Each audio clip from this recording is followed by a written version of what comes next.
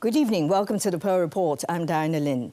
The High Court has wiped out plans that would have allowed small houses to be built on private land inside 3 country parks. In a judicial review ruling, Justice Thomas Au said the Town Planning Board didn't do enough to determine the genuine need of villagers for houses before approving outline zoning plans in 2014. The board now has to reconsider the case for small houses in Solopun, Bat Lap and Hoi Ha. Producer Chris Lincoln went to these villages in 2013 after the government published draft plans permitting small house development.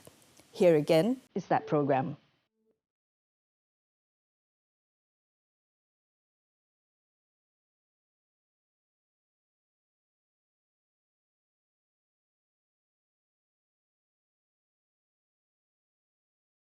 To get to Solopun Village means a walk through Plover Cove Country Park.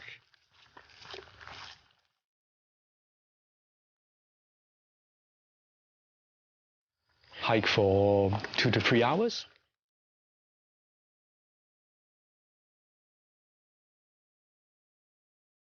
There's no road to get to Solopun. You can also take a boat, maybe from Shuttlecock, but then part of the sea is a restricted area, frontier closed area, so you need a permit. So it's very, very remote. Hello. Another half hour, 45 minutes. We're walking with WWF. Along the way, we pass overgrown and abandoned villages.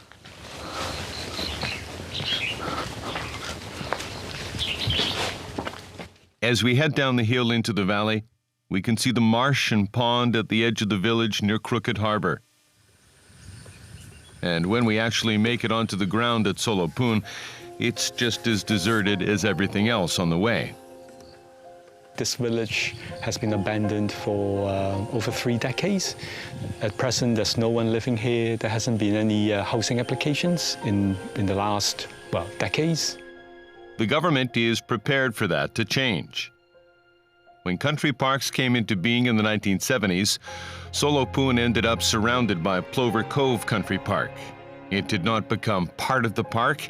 It became an enclave of leased private land with some government land mixed in. There are others, but only lately has the public taken notice of them. In 2010, a property owner who had bought up private land in the Dalong Saiwan enclave in Sai Kung East Country Park was clearing it, along with adjoining government land that was not his to use. When Dalong Saiwan happened, there was a well-known place, and the site was right on the beach, a beach that everybody knows, that everybody hikes through.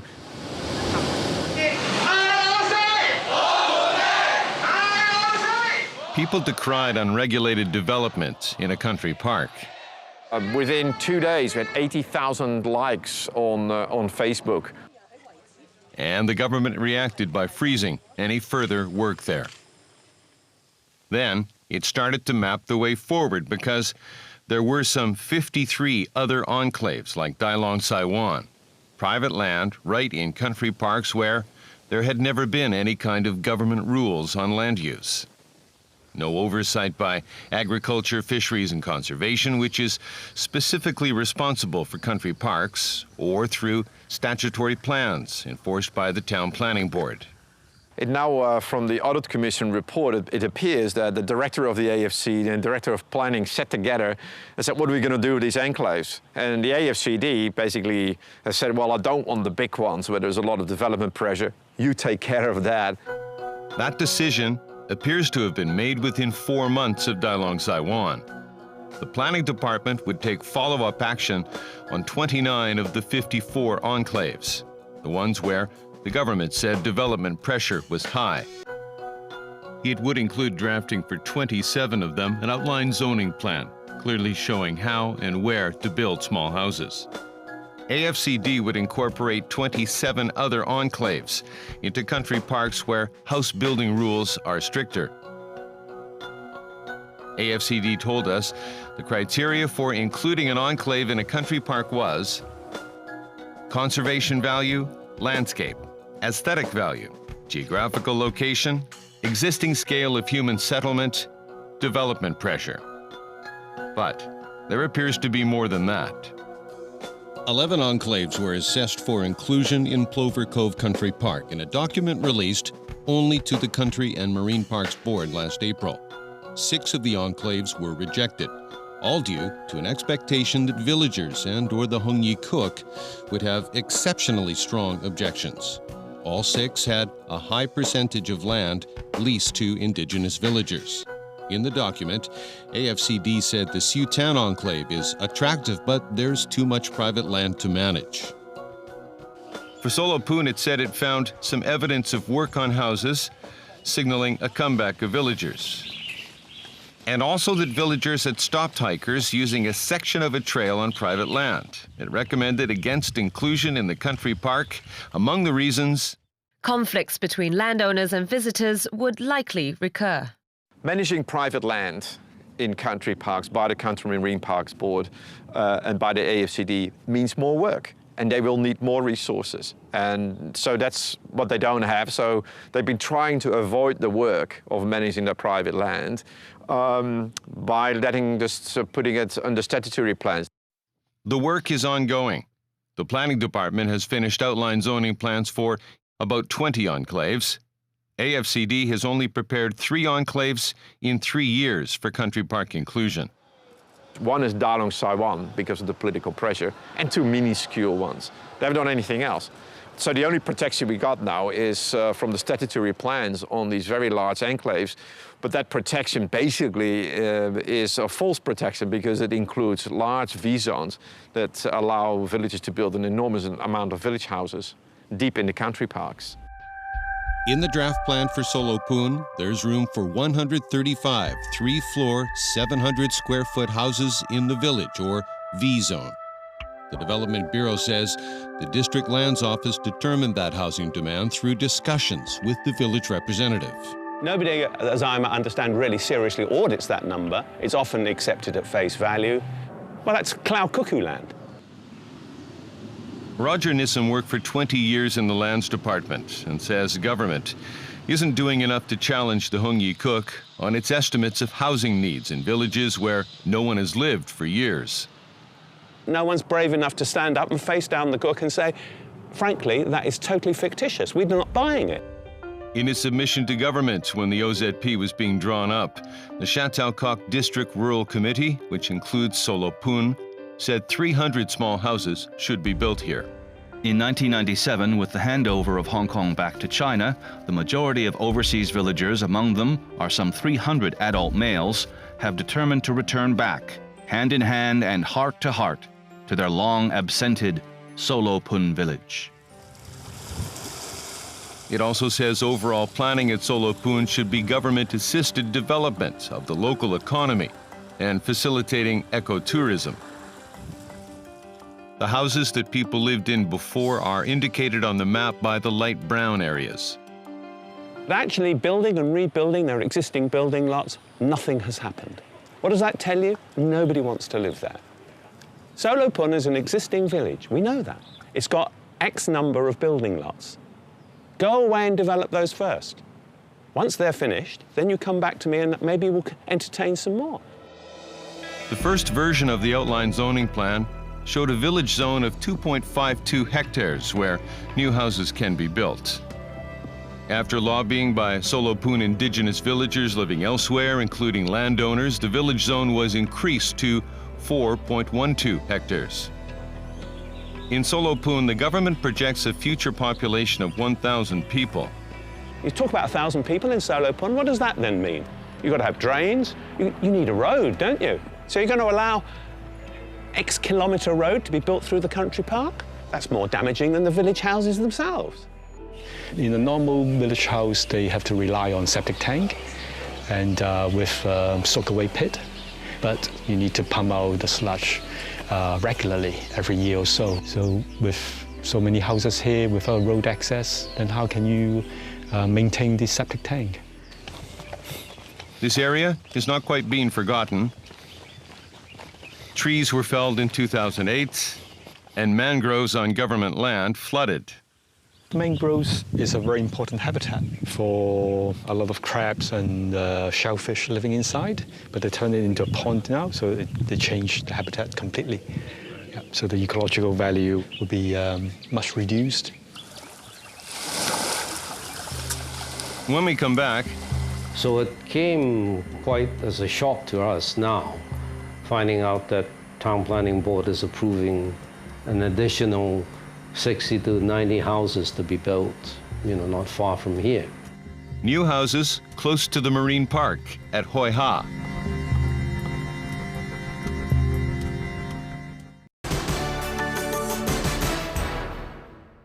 Welcome back to the Pearl Report. Tonight, we're revisiting a story we first broadcast in 2013. At that time, the Town Planning Board had approved plans to permit small house building on private land inside country parks. That was challenged in court through a judicial review heard in 2016.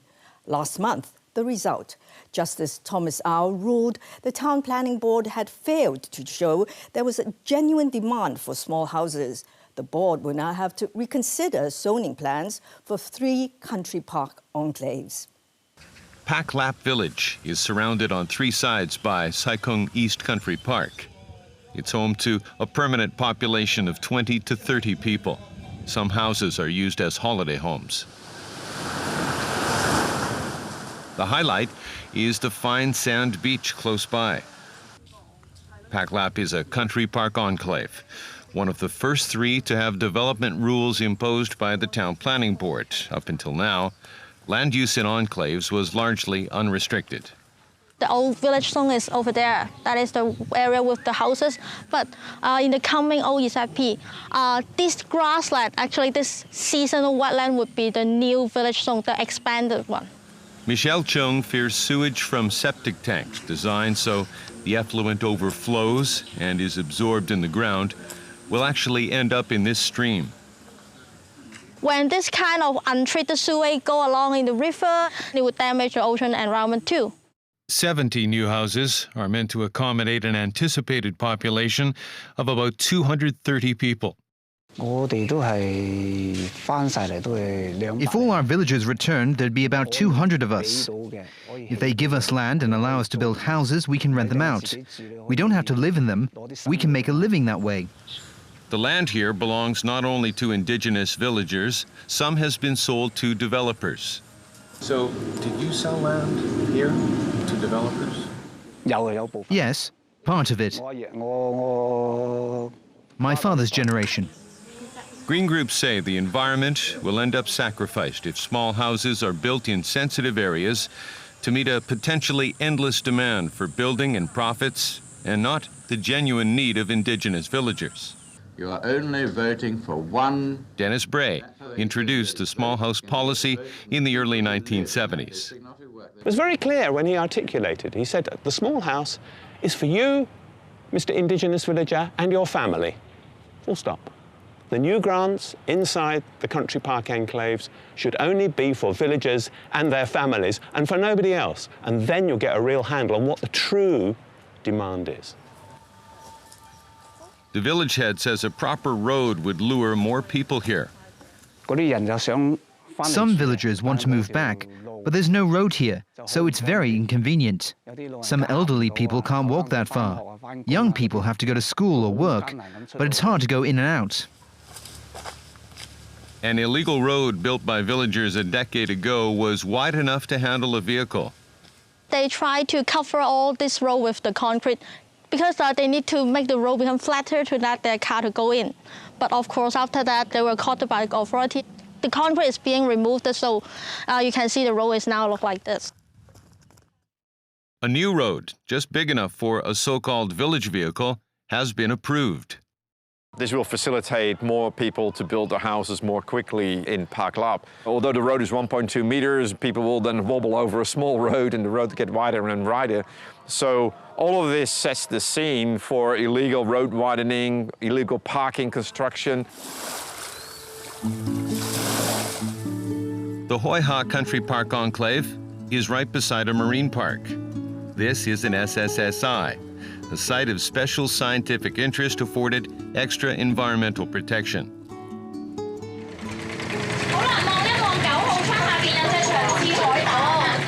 There is a marine life center here and thriving coral communities. Groups of students visit regularly, and it's popular with divers and beachgoers. There's a road to Hoi Ha through Sai Kung Country Park and minibus service. And the permanent population could get a lot bigger. There's only about 30 houses here, and that was built over a period of 100 years. And now all of a sudden you want to increase that twofold, threefold. The outline zoning plan for Hoi Ha includes an expanded village area with about 60 new houses. Some residents here have been fighting against development under the banner Friends of Hoi Ha. They argue the bay will end up getting polluted. We have an area that's called the V zone where the houses will go. And in front of it, you have what we call the green belt. And in front of the green belt, we have the creek that's flowing into Hoi Ha Wan. This beautiful wooded area to the left of me is exactly where the houses are going to be built. Now, because Hoi Ha does not have a sewage treatment system, all the sewage, the effluents from these houses, the chemicals, the detergents, will all flow into here. This stream, Hoi Ha stream, which eventually will flow into Hoi Ha Wan, which is a protected marine park. Some of the greenbelt land and the coastal protection area that is meant to act as a buffer between houses and the stream is wet. So here we are in the dry season. We did have a little bit of rain a few days ago, but that wasn't enough to cause this. Can't get the boot out. Now, all septic tanks are designed to overflow and they percolate their E. coli and their bleaches and detergents into the surrounding soil. If the ground is wet, the soil cannot cope with that. It will percolate straight into the marine park waters. David Newbury says this breaks the government's own rules against effluents being discharged into the ocean. There should be at least 100 metres between a septic tank and a site of special scientific interest, which is Hoi Ha. Newbury has gone as far as the Ombudsman on this point, where it is now being reviewed for a second time. What happens if you put 60 septic tanks there, all discharging effluent into an area which is not suitable for septic tanks, straight into Hoi Ha Wan? Now, I honestly don't know the answer to that question, but it should be assessed. The Professional Commons has made a map showing multiple plots of land in Hoi Ha Village owned by development companies. The indigenous population, they sell the farmland which they own. And then they come out and they say, hey, I have the right to build a small house, so the government has to give them land. But not enough, it seems. At Hoi Ha, there is land in the V-zone for about 2/3 of the projected small house demand. A Hoi Ha indigenous villager opposing the plan wrote, "The current proposed V-zone contains mainly private farmland owned by developers and little government land to meet the indigenous villagers' need for small houses." Friends of Hoi Ha have tried for 2 years to stop any large-scale development in the village. They send their arguments everywhere they might be heard, including to LegCo's complaint panel. Hoi Ha fulfills all of the criteria to be incorporated within the country park. Now, incorporation within country park does not take away building at all, but the point is that it becomes then administered by the Agricultural, Fisheries and Conservation Department, who will apply more stringent planning controls. The enclaves that are getting outline zoning plans, is there any going back and putting those in country parks? I fear not. Unless it's going to take a terribly brave government. We thought this should be an OZP. We've come to the conclusion it's too sensitive. We'll put it in the country park. That'll be a rarity if it happens at all. It has taken a successful judicial review for that to become a possibility. I knew we were right, but I didn't know if it would be possible to take the government to court and win. And we did, and that's phenomenal. In his judgment, Justice Au said for Hoi Ha, The maps used by government in drawing up plans were inaccurate, and the Town Planning Board had failed to make proper inquiry on inaccurate and deficient maps and plans.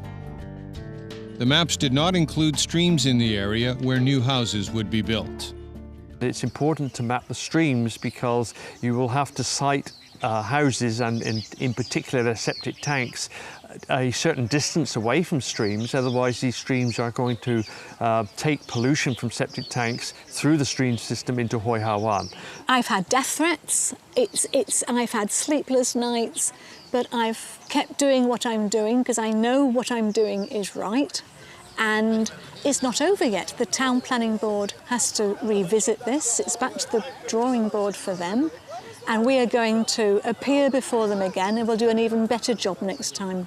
How is the government going to apply this ruling? Is it going to apply it only to the 3 villages in this outline zoning plan, or is it going to take a lesson and apply it across the board and say, look, in future, any outline zoning plans that apply to villages, we're going to try and do it properly? Are they? Well, we're sceptical. There are another 3 enclaves now awaiting final approval before village houses can be built there. At one of them, Tai Ho and Lantau, the process has been put on hold because of the judicial review ruling. The others are Tongping Chau in Mears Bay, near the mainland, and Chung Chung in Sai Kung West Country Park. We hope to go back to the Town Planning Board and ask them to reconsider the amount of land that they have reserved for village houses, so to shrink and to reduce the amount of development permitted. And there are another 20-plus villages within country park enclaves where plans were put in place over the last few years to allow small houses to be built. Another question is whether we have a legal right and an opportunity to go back and get a review of those other 20. And I'm sure we're going to try that. Well, thank you for watching our show. It will be re-aired on Monday, Tuesday and Saturday, as well as online and on mobile apps. Until next time, from the Pearl Report team, good night, good luck and good health.